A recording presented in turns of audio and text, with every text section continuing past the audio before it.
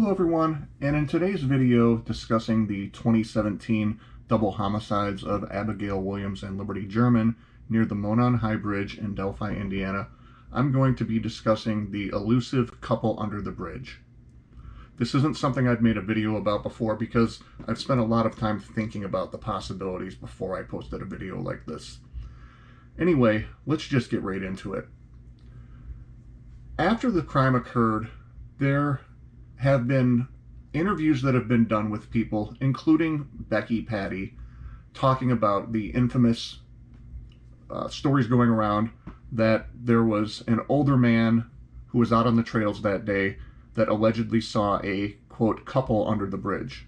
And some of these accounts have even claimed there was a couple under the bridge arguing, and I've asked myself a million different questions. Well, did this person just see bridge guy and one of the girls fighting with each other and didn't know what was going on at the time? Is it just coincidental that there happened to be two people down there right after the time of the murders? There's a bunch of possibilities, and I'm not going to go down that rabbit hole today. But I am going to go to actual interviews, and I'll link these pages here in the description. This is a Facebook chat group where somebody was questioning Becky Patty about this incident. And I will pull this document up here, or at least I hope I will. Oh, there we go. And I will scroll ahead. Bear with me, I apologize. Anyhow, during this interview with Becky Patty, one of the things that she's asked, it said, did Derrick German see anybody there when he was there to pick up the girls? And Becky Patty's answer was, when Derrick got there and Libby didn't answer, he got out of the car and walked toward the bridge, past an older gentleman, approximately mid to late 70s, in a flannel shirt, that's the infamous flannel shirt guy, walking from the trail. Derrick asked him if he had seen two teenage girls, and the guy said no, that the only people back there was a man and a woman under the bridge. So Derrick walked the trail the other way to see if the girls were that way. So if that eyewitness account from whoever flannel shirt guy is in his 70s, allegedly, if his account is accurate, that would mean that within roughly an hour, maybe an hour and a half at the most, and that's being generous, because we know Derrick got out there to pick the girls up pretty quickly. Sometime, I believe, after 4 p.m. That means that the couple under the bridge had to have been down there within roughly an hour to an hour and a half of the time the crime occurred, give or take. Now, were those just innocent bystanders? Was it a real couple? Again, I'm not sure. Nobody seems to know. And I went to this Reddit forum, and occasionally I come across interesting things on Reddit, but one of the ones here, it says early press/media reports regarding this witness, flannel shirt guy. WDRB TV 41, so a TV station, reported the following. Derrick German got there and nobody was there. The TV station is interviewing Becky Patty again. Derrick got there and nobody was there. He ran into a guy. He was coming from the bridge. He said, did you happen to see two girls up there? He said, no, I did not. By 4 p.m., it was like, oh man.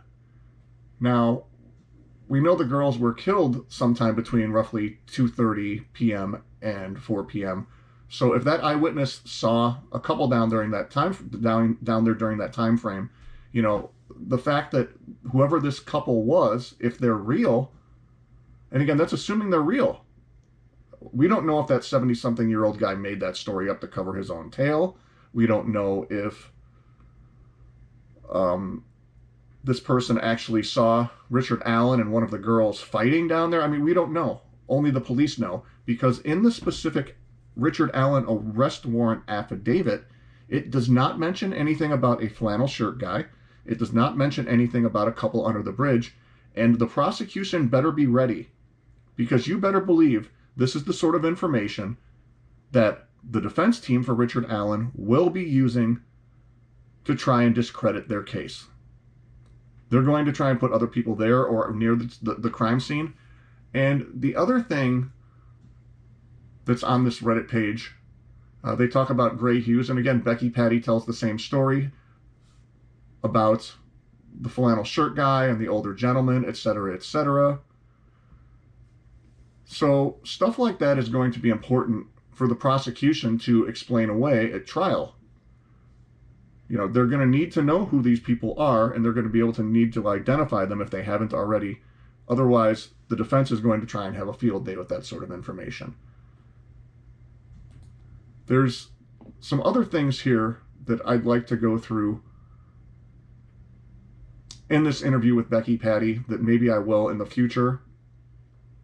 But again, just a lot of it's her just dispelling rumors and things like that, talking about other things like geo-coaching and what happened before the night of the crime, things of that sort of nature. She talks about how Libby factory reset her phone from like a week earlier. So needless to say, there is some useful information if you all want to read through this. She's asked, did Derrick know the couple under the bridge? And she says, at that time, after the gentleman told him only a man and a woman was under the bridge and there was no one else, he decided to turn around and go the opposite way. Derrick never saw this alleged couple. So, again, just my heart goes out to this family that they've had to go through all this, dispel all of these rumors, things like that.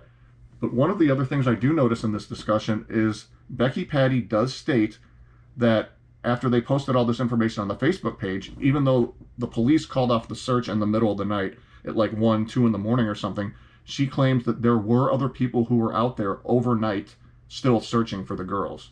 So unfortunately, that would have given someone or people opportunity to potentially tamper with the crime scene, other things like that. Again, I'm not saying that the police are wrong. I'm not saying it's not Richard Allen. I'm just saying all of these things are things that the prosecution is going to have to be prepared for, and that Nick McClelland is going to have to be prepared for with his legal team to explain away, because Richard Allen's defense attorneys are going to use this sort of information to try and discredit their case. Clear as day, you're going to have to know the answers to these questions, to who these witnesses are, and maybe even get them on the stand. Thanks for watching, everybody.